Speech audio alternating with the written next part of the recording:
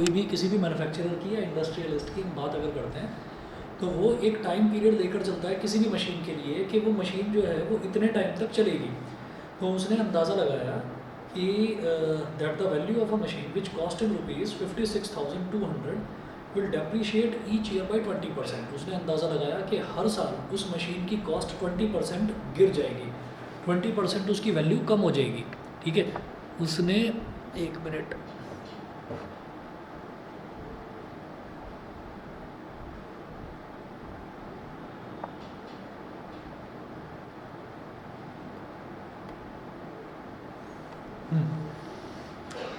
तो उसने ये अंदाज़ा लगाया कि हर साल उसकी मशीन की कॉस्ट 20% गिर जाएगी।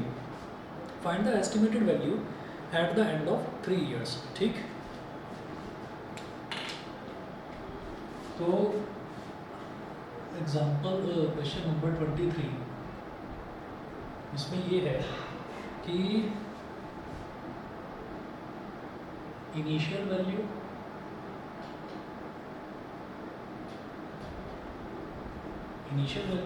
इज इक्वल टू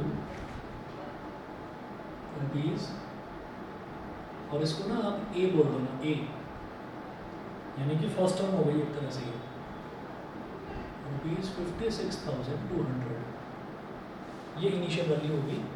उसके बाद हम ये कहेंगे वैल्यू आफ्टर 1 year, तो ये हमारा हो गया A2 second term, value after 1 year। तो ये कितना हो जाएगा, ये हो जाएगा जो उसकी इनिशियल वैल्यू थी ए का 20% of 5 into 0। ये समझ में आ गया? ठीक है, इस तरह से उसकी वैल्यू घटी, कितनी घटी, 20% घट गई। उसकी इनिशियल वैल्यू ए थी, ए में पूरी वैल्यू 56,200 अभी नहीं लिख रहा, तो उसकी इनिशियल वैल्यू ए थी, उसमें से 20% ऑफ ए रिड्यूस हो गया। ठीक है, आसमा बता देना समझ में ना आए तो। माइनस ओके 20/100 ऑफ का मतलब होता है ए। अब 20/100 का 21 सा 20, 25 सा 100, बेटा ये हो गया a माइनस 1 इंटू ए, कितना हो गया a और अपॉन में 5। अब इधर से a कॉमन ले लो, a कॉमन ले लिया तो ब्रैकेट में क्या लिखेंगे 1 माइनस 1/5, a 1 माइनस 1/5, 5 1 जा 5, 5 माइनस 1/5, तो ये क्या हो गया a इंटू 4/5। इसका मतलब ये मेरे लिए r हो गया। हमने निकाला क्या, सेकंड टर्म निकाला है। फर्स्ट टर्म अगर a होती है तो सेकंड टर्म क्या होती है a r, तो a में जो चीज़ मल्टीप्लाई हो रही है that is r for me. ये समझ गए?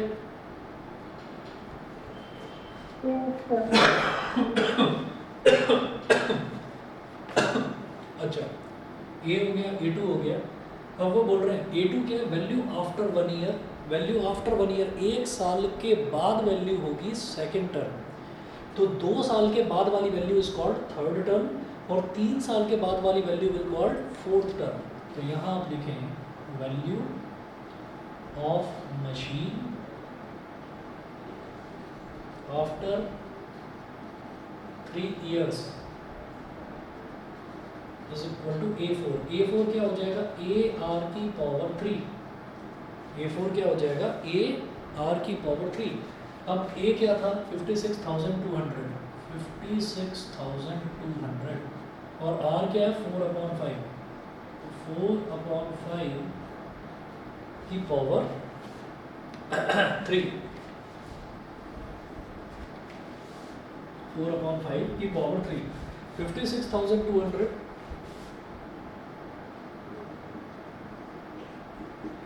मल्टीप्लाइड बाई 4 की पावर 3 कितना हो जाएगा, 4 4 जा 16, 4 जा 64, और 5 की पावर 3 कितना हो जाएगा 125। ठीक है, अब देखो 125 से डिवाइड करने में मेरे को दिक्कत आएगी, तो मैं अपनी आसानी के लिए क्या करता हूँ, मैं यहाँ पर नीचे 2 से मल्टीप्लाई कर देता हूँ और ऊपर 2 से मल्टीप्लाई कर देता हूँ। उससे क्या होगा अभी आप देख लेना, 56,200, 64 2 कितना हो गया 128, और 125 टू ज़ा कितना हो गया 250, तो 0 से 0 कैंसिल आउट हो गया। अब मुझे इसको 25 से डिवाइड करना है, तो 25 जो है 25 का टेबल बड़ा आसान लगता है, तो कर लेंगे इसको डिवाइड। 25 5620 था, 0 से 0 कट गया, ठीक है। तो 25 टू ज़ा 50, 56 माइनस 50 कितना हो जाएगा 6, 6 टू 62, अगेन 25 टू ज़ा 50, 62 माइनस 50 अगर करेंगे तो क्या आ जाएगा 120, सॉरी 12 आ गया, और आगे एक 0 है तो 120 हो गया, वो 120 हो गया।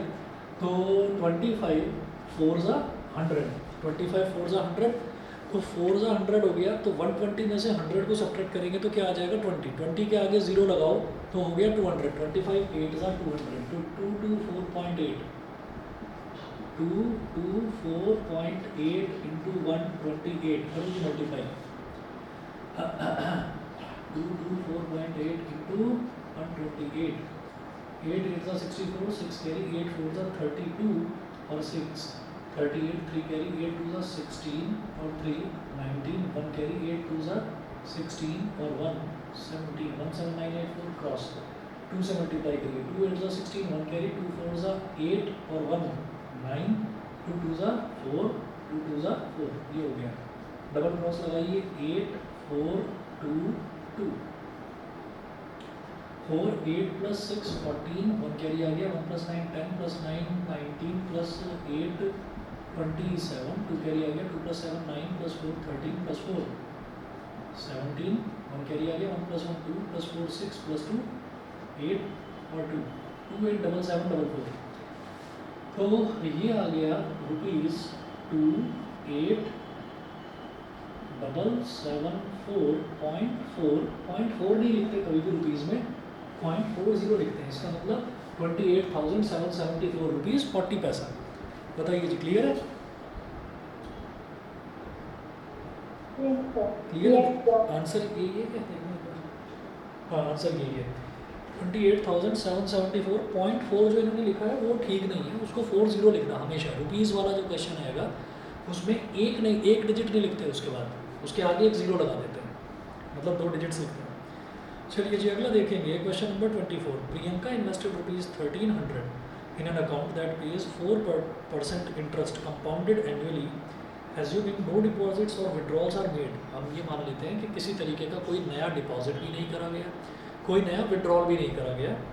Find how much money she would have in the account 6 years after her initial investment. अब ये बताइए कंपाउंड इंटरेस्ट का फॉर्मूला आता है कि नहीं आपको? चलिए मैं समझ गया, दोनों में से किसी ने कुछ बोला नहीं है तो समझ में आ गया मुझे। चलिए अगला देखिए, क्वेश्चन नंबर 24 में amount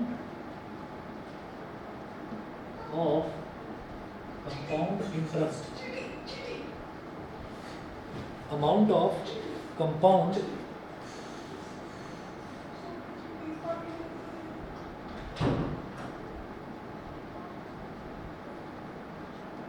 amount of compound interest.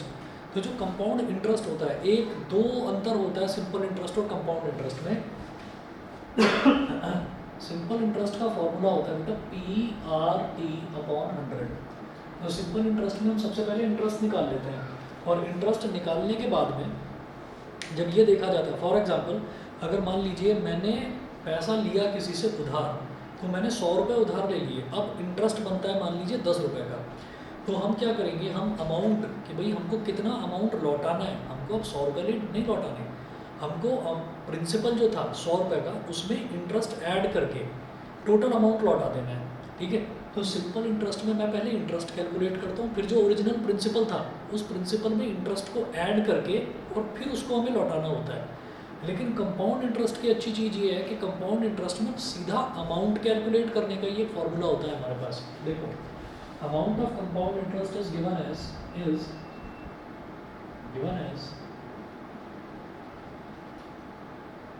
A is equal to P into 1 plus R upon 100 की पावर n, ठीक है।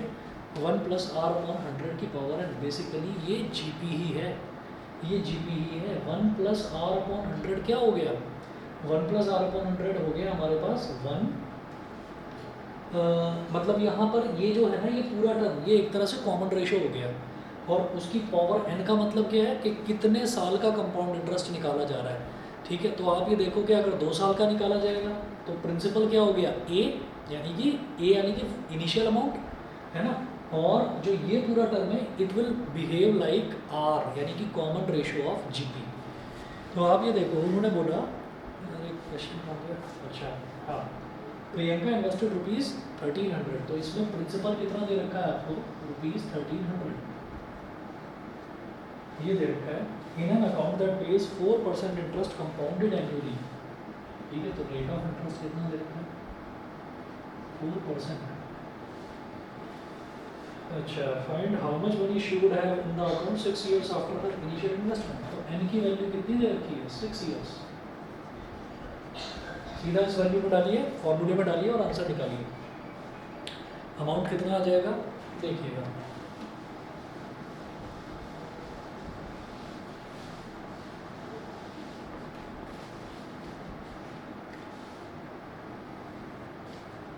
तो A will be equal to P कितना है 1300,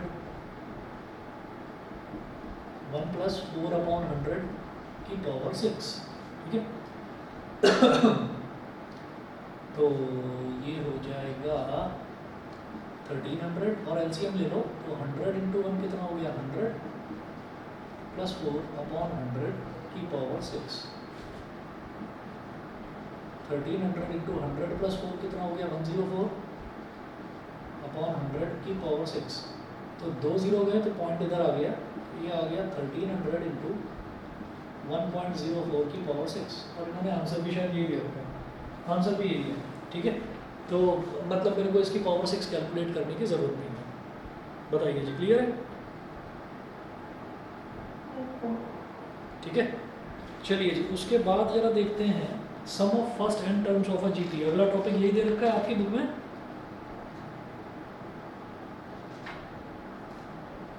बताइए।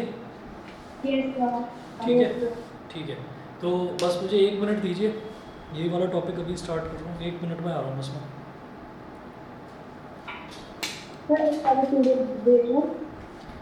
इसका हाँ चाहे तो भेज दो आप, नहीं तो इसी के क्वेश्चंस एग्जांपल्स में करा देता हूँ। मेरे में दे रखे हैं 1 2 3 4 5 6 7 8 9 10 11 बहुत सारे एग्जांपल्स हैं। एग्जांपल 16 दे रखे हैं मेरे में, एक्सरसाइज 6.5 से पहले टोटल 16 एग्जांपल्स हैं। तो हमारी बुक में 24 है। 24 है, ठीक है, तो अपने वाले भेज दो। देख लो, या तो अगर भेजने में टाइम लगेगा तो मैं अपने वाले करा देता हूँ। देख लो, मैं 2 मिनट में आ रहा हूँ, तुम चाहे तो भेज दो फटाफट।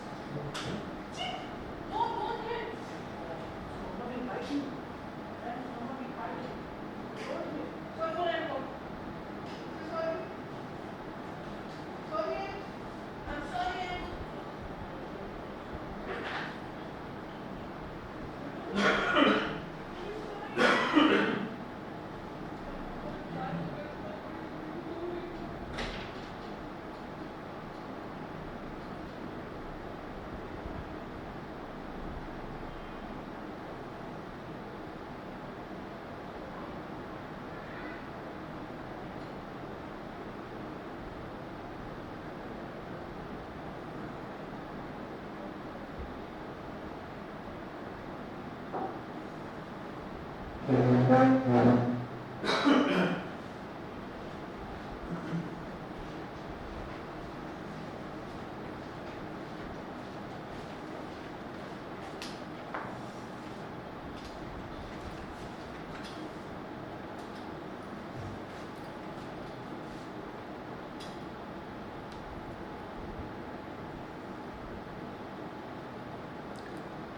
जी, अब हम करेंगे सम ऑफ जीपी। तो सम ऑफ जीपी में जैसे एपी में था ना कि पहले तो एक तो जनरल टर्म निकालने वाला फॉर्मूला था, एक तो एपी में था जनरल टर्म निकालने वाला फॉर्मूला, एक दूसरा फॉर्मूला था कि sum of n terms of a GP, ये था। तो sum of n terms of an AP, तो इसी तरीके से जैसे जीपी है, जीपी की भी सम ऑफ एन टर्म्स निकालने का फॉर्मूला होता है। तो इन्होंने ना दो फॉर्मूले दे रखे हैं, आप एक ही यूज़ करो और एक ही आपका दोनों का काम कर देगा।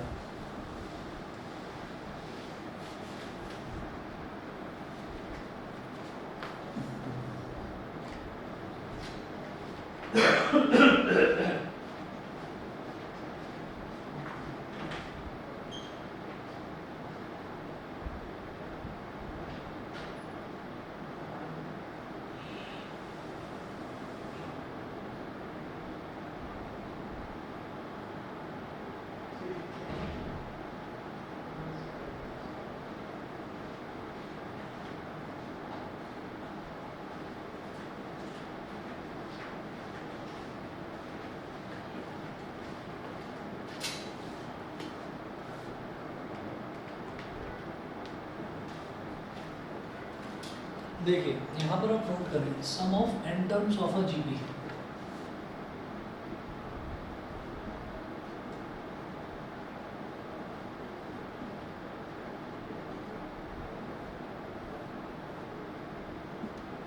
सम of n terms of a GP. अब सम ऑफ एन टर्म्स क्या होता है, इसमें आप लिखें S n is equal to a into r की power n minus one upon r minus one. बस ये फॉर्मूला नोट कर लो। बुक में दूसरा भी फॉर्मूला दे रखा है, वन माइनस आर की power n upon one minus r, तो वो भी एक ही बात है। भाई आप सोचो कि आपने यहाँ से अगर माइनस वन कॉमन ले लिया तो ये क्या बन जाएगा, वन माइनस आर की पावर एन, और यहाँ से अगर आपने माइनस वन कॉमन ले लिया नीचे से तो ये भी बन जाएगा वन माइनस आर, ऐसा हो जाएगा। तो ऊपर भी माइनस वन और नीचे भी माइनस वन से माइनस वन कैंसिल आउट हो जाएगा। तो एस एन की वैल्यू हमारे पास आ जाएगी ए इंटू आर की power n minus one upon r minus one, ये एस एन की वैल्यू होगी। अब इसी तरीके से अगर हमसे बोला जाए, ये तो सम ऑफ एन टर्म्स है, अगर हमसे बोला जाए सम ऑफ इनफाइनाइट जीपी, मतलब मान लीजिए किसी जीपी में हमारे पास 10 टर्म्स हैं, तो 10 टर्म्स है तो हमारे पास नंबर ऑफ टर्म्स तो हमें पता चल गई ना, कितनी हो गई, 10 हो गई, तो एन की वैल्यू 10 हो गई। और अगर किसी जीपी में उन्होंने बोला कि इसमें कोई नंबर ऑफ टर्म्स की कोई लिमिट ही नहीं है, मतलब इनफाइनाइट नंबर ऑफ टर्म्स हैं, तो sum of infinite GP, sum of infinite GP उसको हम बोल देते हैं सिर्फ S is equal to a upon one minus r. बस इसमें कहीं एन वगैरह की कोई ज़रूरत ही नहीं है, ये आ जाता है ए अपॉन वन माइनस आर। ठीक है, अब जरा मैं देखता हूँ ना, आपने जो भी फोटोज़ भेजी है ना उनके हिसाब से वही क्वेश्चंस कर लेते हैं। सर जैसे हमने जीपी के लिए एक्सरसाइज ऐसे करा है, हाँ? उसके लिए भी एक्सरसाइज ऐसे करें। नहीं दोबारा बताओ। एक्सरसाइज ऐसे करें, वैसे जैसे हमने जीपी के लिए एक्सरसाइज ऐसे किया था, वैसे हम ये भी एक्सरसाइज ऐसे करें। हाँ एक्सरसाइज कर लेते हैं जैसा आपको ठीक लगे। अभी रुक जाओ जरा, मैं देखता हूँ कितनी फोटोज़ आपने, 12 फोटो भेजी है ना मेरे को, तो इसमें टोटल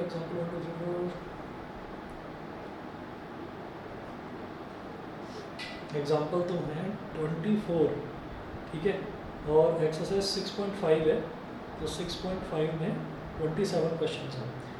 तो अब आप बताओ कहाँ से स्टार्ट करूँ, या शुरुआत से करूँ या लास्ट से करूँ, जैसा ठीक लगे।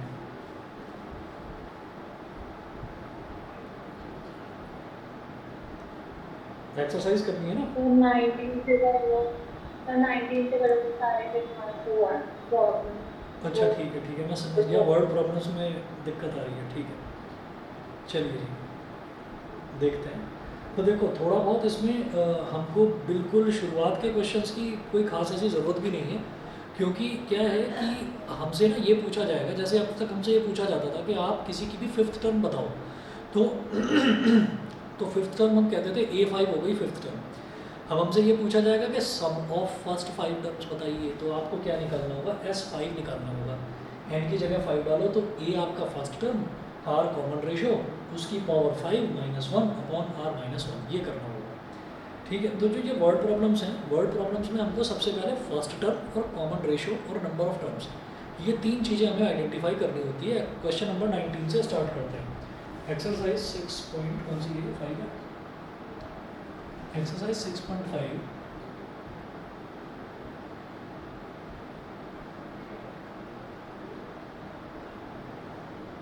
Question number 19। आसमा तुम्हारे में भी यही क्वेश्चंस दे रखे हैं ना, मतलब टोटल 27 है ना इसमें एक्सरसाइज में। Yes sir.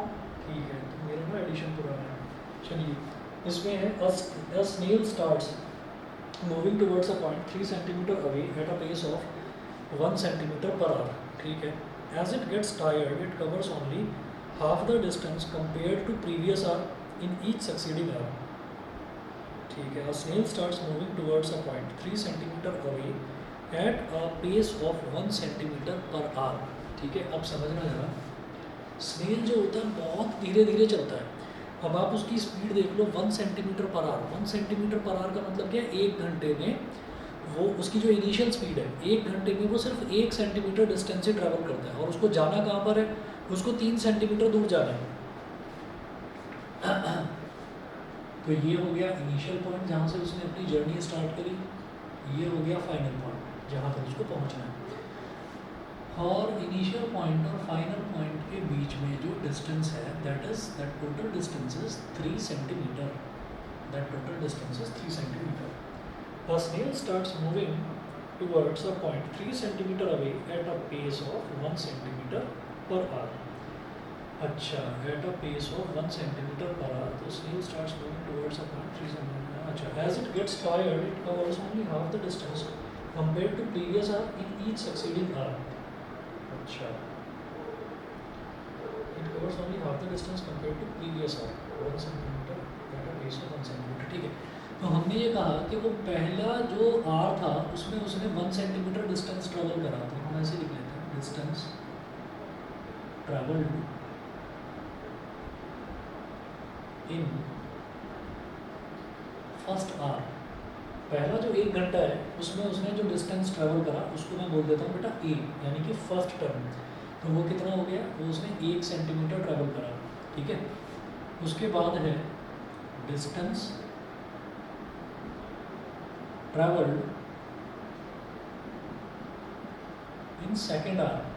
तो सेकेंड आर में वो कितना डिस्टेंस ट्रेवल कर रहा है, वो बोल रहे हैं कि वो कितना डिस्टेंस ट्रेवल कर रहा है, वो डिस्टेंस ट्रेवल कर रहा है as it gets tired it covers only half the distance compared to previous hour in each succeeding hour. तो इसका मतलब पहले उसने ए डिस्टेंस ट्रेवल करा था, अब वो हाफ ऑफ ए कर रहा है। ठीक है, तो इसका मतलब क्या है, ये हमारा कॉमन रेशियो हो गया। समझ गए, समझ गए। पहले में उसने 1 सेंटीमीटर ट्रैवल करा, दूसरे में उसने करा 0.5 सेंटीमीटर, अभी तीसरे में कितना ट्रैवल करेगा, तीसरे घंटे में 0.25 सेंटीमीटर।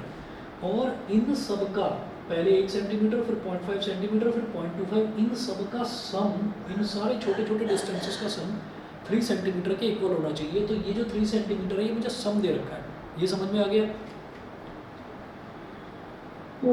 ठीक है, तो चलिए जी, बस इतना समझ में आना ज़रूरी था। अब वो क्या बोल रहे हैं कि in how much time will the snail reach his target, तो कितनी देर में वो अपने टारगेट पर पहुंचेगा। तो 1 घंटे में 1 सेंटीमीटर। ठीक है, तो 1 घंटे में 1 सेंटीमीटर यानी कि फर्स्ट टर्म आ गई। तो ये बोल रहे हैं कि a is equal to 1 centimetre and r is equal to 1/2, common ratio is 1/2, and sum of n terms is equal to 3 centimetre.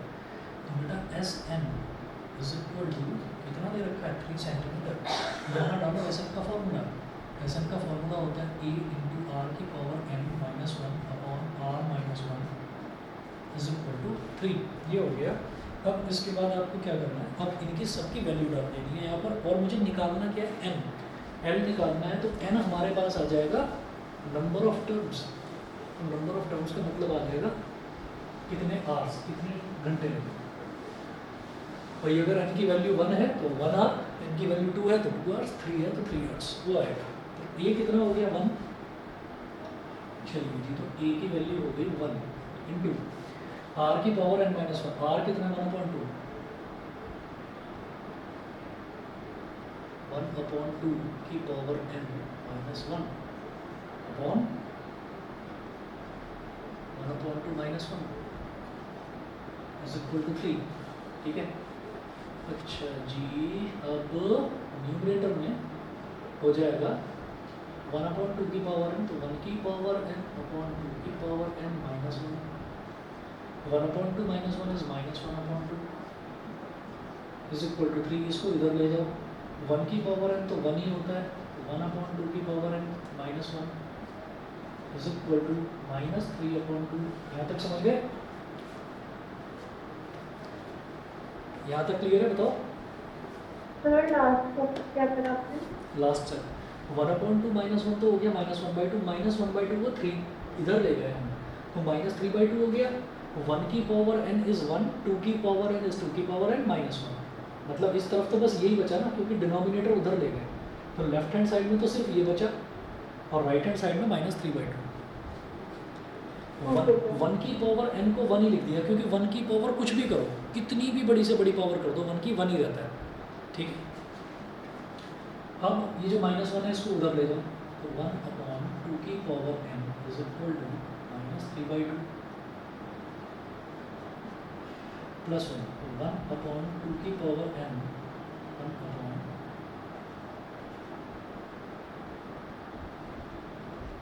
1/2 की power n is equal to minus 3 plus 2/2, तो 1/2 की power n is equal to minus 1/2, ये हो गया minus 1/2। अब आप क्या करिए, ये बैठा रहा हूँ उधर से मैं,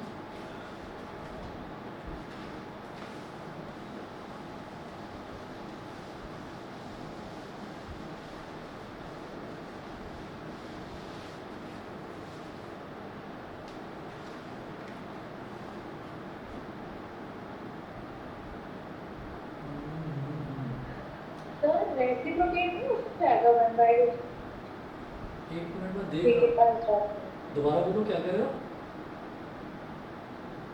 मैं कह रही हूँ जब हम माइनस 1/2 को जो डिनोमिनेटर का नाम उसको 3 के पास दे दे तो रेसिप्रोकेट नहीं हो जाएगा? नहीं नहीं, -1/2 पूरा एक टर्म है ना, तो ये पूरा ही टर्म इधर 3 से मल्टीप्लाई हो गया, तो 3 इंटू -1/2 माइनस 3/2 तो होगा। समझ गए?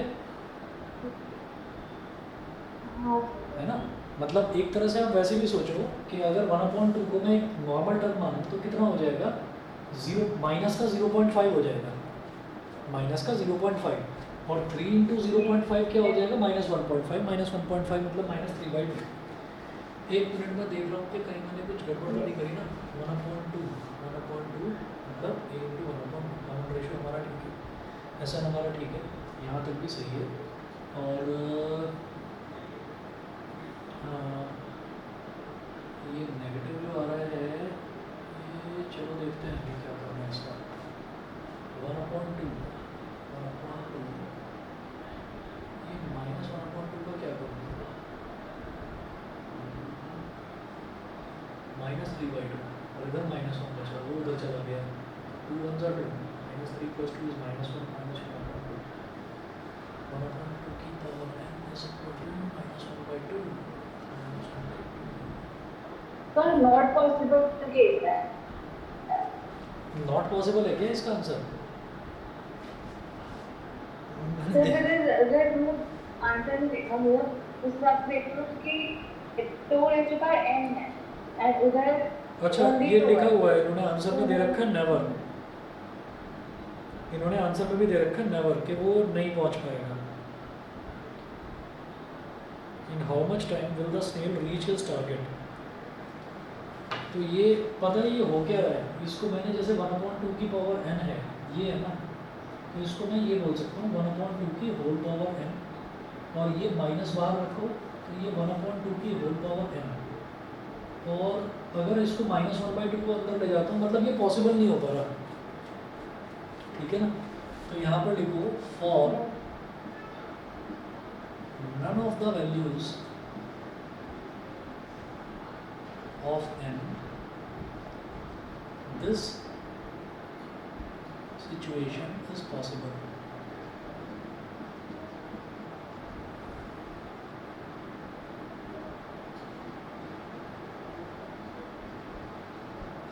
For none of the values of n this situation is possible. तो ये सिचुएशन n की किसी भी वैल्यू के लिए पॉसिबल नहीं होगी। So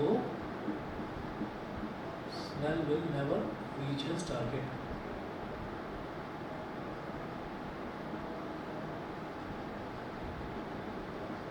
स्नेल अपने टारगेट पर कभी पहुंच नहीं पाएगा। क्लियर है जी?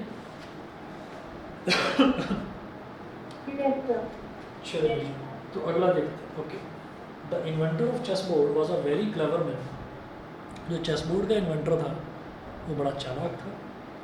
He asked the king a reward of 1 grain of wheat for the first square. अच्छा, he asked the king a reward of 1 grain of wheat for the first square, 2 grains for the second, 4 grains for the third, and so on. Doubling the amount of grain for each subsequent square, how many grains would have to be given? The inventor of chessboard was a very clever man. He asked the king. जो chessboard का inventor था उसने क्या करा, उसने king को बोला reward of 1 grain of wheat for the first square, कि पहले स्क्वायर के लिए, चेसबोर्ड में स्क्वायर कितने होते हैं, 32 होते हैं क्या? How many grains would have to be given? 64 होते हैं। 8 होते हैं पक्का ना, मुझे पता नहीं है। 64 होते हैं। चलिए, he asked the king a reward of 1 grain of wheat for the first square, 2 grains for the second. ठीक है, क्वेश्चन नंबर 20 में for the first square कितने ग्रेन्स हो गए? 1 grain, 1 grain for the second square 1 into 2 यानी कि 2 grains। ठीक है, तो हर बार डबल हो रहा है अमाउंट। तो फर्स्ट स्क्वायर मतलब ए जो हो गया 1 और आर कॉमन रेशियो हो गया 2 और 4 ग्रेन्स फॉर द थर्ड। ठीक है, इसमें अगर 2 आर मल्टीप्लाई कर दो थर्ड के लिए। अच्छा, फिर है doubling amount of the grain for each subsequent square. ठीक है, how many grains would have to be given? तो n कितना हो गया? 64। तो 64 स्क्वायर्स हैं, है ना। तो टोटल अमाउंट बताना है कि पहला वाला स्क्वायर के लिए 1 ग्रेन दे दिया, दूसरे वाले स्क्वायर के लिए 2 ग्रेन दे दिए। तो अगर 2 ही स्क्वायर होते तो इन दोनों का सम हो जाता ना 1 + 2, टोटल 3 ग्रेन्स देने पड़ेंगे किंग को। और अगर 3 स्क्वायर होंगे तो 1 × 2 × 2 यानी कि 8, 1 × 2 × 2 यानी कि 4, तो 4 ग्रेन्स हो जाएंगे। तो 1 + 2 + 4 यानी कि 4 + 2 7 ग्रेन्स हो गए टोटल। तो सबका सम निकालना है यहाँ SM, ये हमको कैलकुलेट करना है। तो SM is equal to A × r की पावर n -1 अपॉन r -1। ठीक है, बहुत बड़ी वैल्यू आने वाली है। 1 × 2 की पावर 64 - 1 अपॉन 2 - 1। तो 2 - 1 तो 1 ही हो जाएगा। तो ये 2 की पावर 64 - 1, अब इसको तो सॉल्व करना पॉसिबल नहीं है। देखना यही है क्या आंसर? हाँ, यही दे रखा है 2 की पावर 64 - 1। ठीक है, इसके बाद अगला क्वेश्चन अगर आप देखेंगे, क्वेश्चन नंबर 21। तो क्वेश्चन नंबर 21 देखिएगा।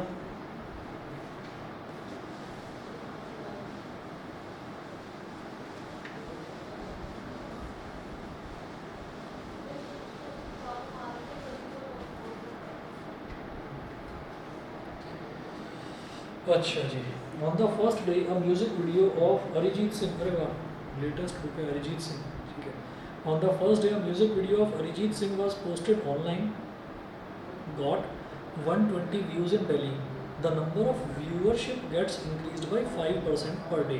तो हर दिन उसके जो व्यूज़ हैं वो 5% बढ़ जाते हैं। How many total views did the video get over the course of the first 29 days, express your answer in exponential form, ठीक है। इन फर्स्ट 29 डेज, तो the first day was posted online got 120 views in Delhi. तो first day में जो views हुए,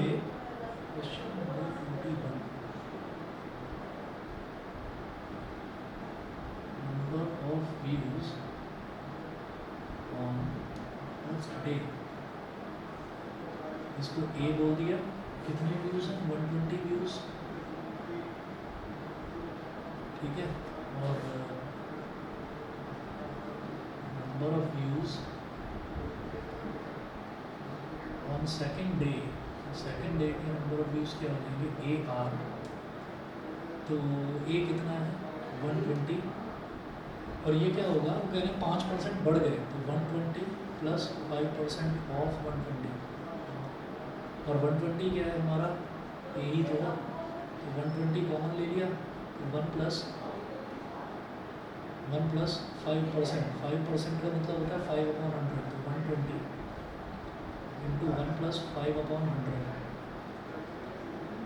तो 120 into 100 into 1 कितना हो गया 100 प्लस 5/100, तो 120 इंटू 105/100।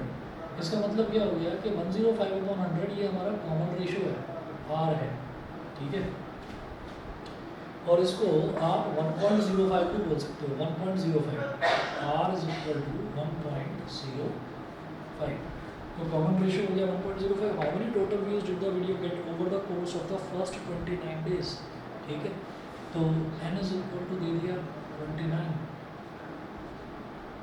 तो टोटल व्यूज़, आज के व्यूज़, फिर कल के व्यूज़, फिर परसों के व्यूज़, तो हर दिन के व्यूज़ टोटल होंगे कैसे, सबको ऐड करना होगा, तो इसलिए सम ऑफ एंट्रम्स निकालेंगे यहाँ पर। Sum of n terms is equal to a into r की power n-1 upon r minus 1, ठीक है। उसके बाद देखिएगा ए कितना है यहाँ पर, ए है 120 इंटू आर कितना 1.05 की पावर 29 माइनस 1 अपॉन 1.05 माइनस 1, अब ये हो जाएगा 1.05 माइनस 1 जो डिनोमिनेटर में है वो कितना हो जाएगा 0.05।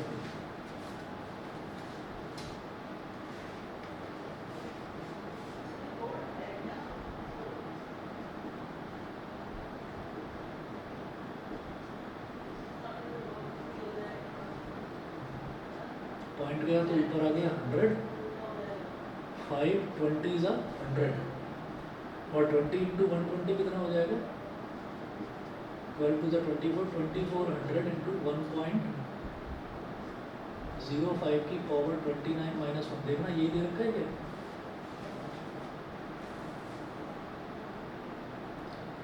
21 का 2400 इंटू 1.05 की पावर 29 माइनस 1, बताओ जी क्लियर है।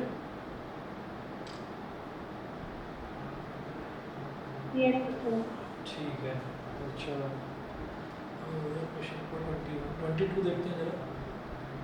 A person sends a fake news on WhatsApp to 4 of his friends on Monday.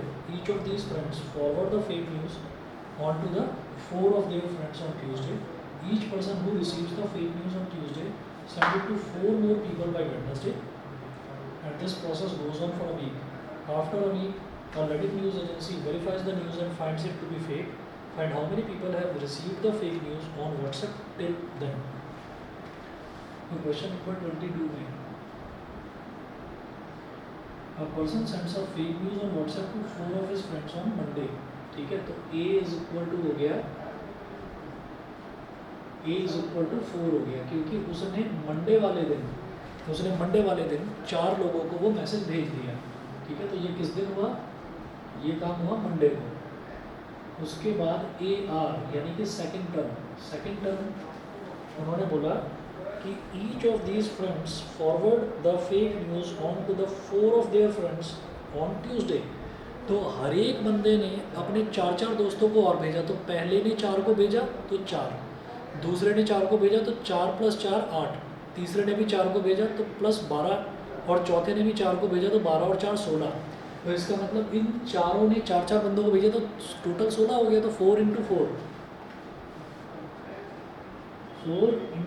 तो 4 क्या था हमारे पास ए, और ये है आर। तो ये किस दिन हुआ? ट्यूसडे को हुआ ये काम। ऐसे ही AR² क्या हो जाएगा? 4 × 4 × 4। तो ये काम कब हुआ? वेडनेसडे को हुआ। तो कुल मिलाकर मेरे पास ए और आर आ गया। अब वो बोल रहे हैं कि एक हफ्ते तक वो फेक न्यूज़ सर्कुलेट होती रही इस तरीके से, और एक हफ्ते के बाद एक न्यूज़ एजेंसी ने बोला कि ये तो न्यूज़ जो थी ये फेक थी। तो एक हफ्ते में कितने लोगों के पास वो मैसेज पहुंच गया ये बताना है। तो हम ये कहेंगे एक हफ्ते का मतलब क्या है? ये फर्स्ट टर्म है 1 के लिए, ये सेकेंड टर्म, ये थर्ड टर्म, तो सम ऑफ 7 टर्म्स। तो 7 दिन में कितनों के पास पहुंचा? a × r⁻n−1 SN = a × r⁻n−1 upon r⁻1। तो S7 क्या हो जाएगा? a कितना है? 4 × r कितना है यहाँ पर? 4, तो 4 की पावर 7 -1 अपॉन 4 -1। आंसर देखना, ये दे रखा है कि बेटा 4/3 × 4 की पावर 7 -1। देखना शायद ये होगा क्योंकि इनको सॉल्व कर रखा है। चलिए जी, तो सॉल्व कर लेते हैं। कितना है ये? कौन सा क्वेश्चन है? 22 21844। अच्छा, ये कर रखा है। चलो ठीक है, कर लेते हैं। 4 की पावर 7 ये मिटा रहा हूँ मैं यहाँ।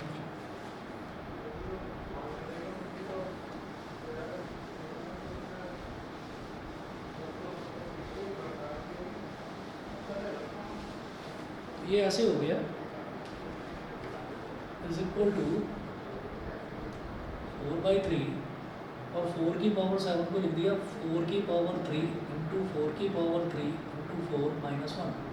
तो 4 4 × 16 4 × 64, 4/3 × 64 × 64 × 4 -1। 64 × 64 कितना हो जाएगा? 4 4 × 16, 4 6 = 24 और 1 25। 6 4 = 24, 2 carry 6 6 = 36 और 2 38। 6 5 + 4 9, 2 + 8 10, 1 carry 4096। 4096 में 4 मल्टीप्लाई कर लो। 4 6 = 24, 4 9 = 36 और 2 38, 3 आ गया। 4 4 = 16, 16384 -1। 16384 में से 1 सब्ट्रैक्ट कर देंगे तो 16383 16383। देखते हैं 3 से होता है कि नहीं। 1 + 6 7 + 3 10 + 8 18 + 3 21। तो 3 से डिवाइड हो जाएगा। 3 5 = 15, 60 - 15 हो गया 1, 13 आ गया। 3 4 = 12, 13 - 12 is 1, 3 6 = 18 एंड फाइनली 3 1 = 3। मल्टीप्लाई करिए। 4 1 = 4, 4 6 = 24, 2 कैरी 4 4 = 16 और 2 18, 1 कैरी 4 5 = 20 और 1 21। 21844 यही है ना? 21844 ही है ना? Yes, sir. ठीक है, चलिए जी अगला देखो जरा। You and your sibling decide to ask for a raise with your pocket money from your dad. Your dad gives both of you a chance. You two could have ₹1000 at once, or can get ₹2 on day 1, ₹4 on day 2, and so on, receiving twice as many rupees each day as the previous day for 12 days. While you opted for getting ₹1000 at once and your brother opted for the later, which one of you made a better decision and why? तो पापा ने ये बोला कि भाई आप या तो एक झटके में मेरे से एक बार में 1000 रुपये ले लो, और या फिर क्या है कि 12 दिन तक लगातार एक काम करो कि मैं पहले दिन तुम्हें 2 रुपये दूंगा, अगले दिन उसका डबल, अगले दिन उसका डबल, अगले दिन उसका डबल, ऐसे 12 दिन तक दूंगा। तो दोनों में से किसकी चॉइस जो है वो अच्छी थी? तो हम ये कहेंगे कि पहली जो सिबलिंग है उसको तो 1000 रुपये मिल गए। ये तो हो गया question number 23। Money received by first sibling,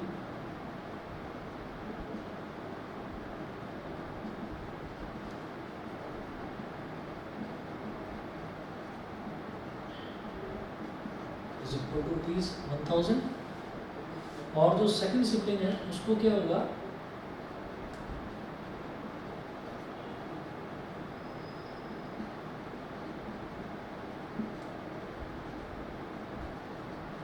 second वाले को ज़्यादा मिलेंगे, तो ये हो जाएगा सम ऑफ 12 टर्म्स, 12 दिन तक मिलेंगे बस उसको पैसे।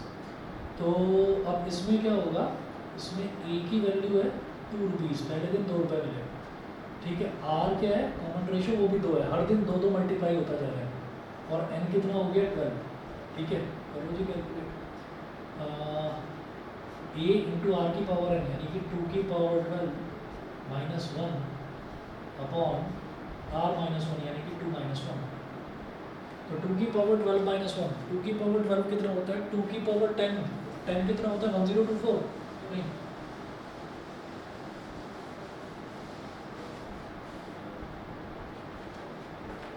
2 की पावर 6 तो 2 की पावर 6 64 होता है, 7 हो गया 128, 8 हो गया 256, और 9 हो गया 512 1024, 10 2 की पावर 10 1024 होता है। तो इसको लिखेंगे 2 इंटू 1024 इंटू 2 की पावर 2 -1 अपॉन में 1, तो 2 इंटू 4 4 ज़ा 16, 4 2 ज़ा 8, 2 की पावर 2 क्या हो गया 4 हो गया, 4 4 ज़ा 16, 1 कैरी आ गया, 4 2 ज़ा 8 और 1 9 हो गया, 4 0 ज़ा 0, 4 0 9 6 -1, तो 2 इंटू 4 0 9 5, तो 2 5 ज़ा 10, 2 9 ज़ा 18 और 1 19, 2 4 ज़ा 8। देख रहे हो सेकंड वाला सिबलिंग कितना चालाक है, 8190, इतना ज़्यादा मिलेगा सेकंड वाले को, और पहले वाले को सिर्फ ₹1000, ठीक है। योर ब्रदर ही गॉट ₹8190, बताइए समझ गए, Yes, sir. ठीक है। अभी ये जो आगे वाले क्वेश्चन हैं, 4 क्वेश्चन हैं इसके, जरा ये ट्राई करना, हो जाते हैं तो ठीक है, नहीं तो मैं कराता हूँ, ठीक है। चलिए आज इतना ही कर लीजिए।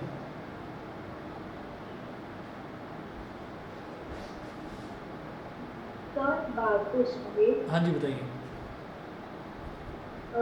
तो मैं अपना स्कूल के बारे में पूछूंगी, टीचर भगा क्या चीज़ आ रही है, तो मैंने मेरे स्कूल में जो मेरी टीचर है मैथ अप्लाइड मैथ्स की, वो भगा रही है, तो उनका सिलेबस खत्म नहीं हो पा रहा है टाइमली, तो उन्होंने कैंपस में से डिफरेंशिएशन अभी उन्होंने थोड़ा स्टार्ट कर चुका है, कि कल खत्म करा दूंगी, तो तब मतलब करेंगे कैलकुलेट। पता नहीं बीच बीच में ना आवाज़ कट रही है, मुझे ये समझ में आया कि डिफरेंशिएशन वाला करा रही हैं वो। यस, डिफरेंशिएशन वाला मेरे स्कूल में हो रहा है, अब क्या पता था खत्म हो जाएगा। अच्छा ठीक है, आप बता देना, मैं जीपी के बाद डिफरेंशिएशन करा दूंगा स्टार्ट। सर कैलकुलस पूरा ही करा देना। कौन सा वाला? कैलकुलस पूरा ही करा देना, कुछ समझ नहीं आया। अच्छा हाँ, नहीं मैं करा दूंगा, उसमें कोई बात नहीं है। बस मुझे ये बताइए कि आप दोनों सुबह, अगर मैं कुछ दिन आपकी सुबह क्लास में तो कंफर्टेबल हैं? तो सैटरडे संडे को पॉसिबल है, वरना मंडे से लेकर फ्राइडे तक पॉसिबल नहीं है, क्योंकि इंटर स्कूल कॉम्पिटिशन में भी मैं सिलेक्टेड हूँ, तो रोज जाना पड़ता है। अच्छा ठीक है। सुहानी तुम अभी आसमा तुम जा रहे हो अभी स्कूल आजकल? सर ये अब तो जा रही है, पर अभी तो मंडे स्कूल में जाना, तो मंडे को तो मैं जा रही हूँ। मतलब एग्ज़ाम नहीं दे रहे हो ना, एग्ज़ाम तो छोड़ रहे हो? नहीं। अच्छा चलो ठीक है। फिर मैं इसके बाद में डिफरेंशिएट, ये आपका जो कैलकुलस वाला पोर्शन है, कौन सा चैप्टर है? मेरे वाली बुक में है। मेरे हिसाब से सर फंक्शंस है, लिमिट्स एंड कंटिन्यूटी और डिफरेंशिएशन, ये 3 है। ये 3 चैप्टर करने हैं ना मेरे को, इसके बाद सीक्वेंसेस एंड सीरीज के बाद लिमिट्स, डिफरेंशिएशन और फंक्शंस, है ना? Yes sir. कोई बात नहीं, करा दूंगा मैं। चाहे मेरे को रोज लेनी पड़े क्लास, करा दूंगा मैं। ठीक है, ओके सर। हाँ चलिए जी, ओके। इसको कंप्लीट करना, ये हाँ 4 जी। क्वेश्चंस, इसके 4 क्वेश्चंस कंप्लीट करना, फिर बाकी देखते हैं। Yes sir. चलिए, thank okay you. Okay. Thank you.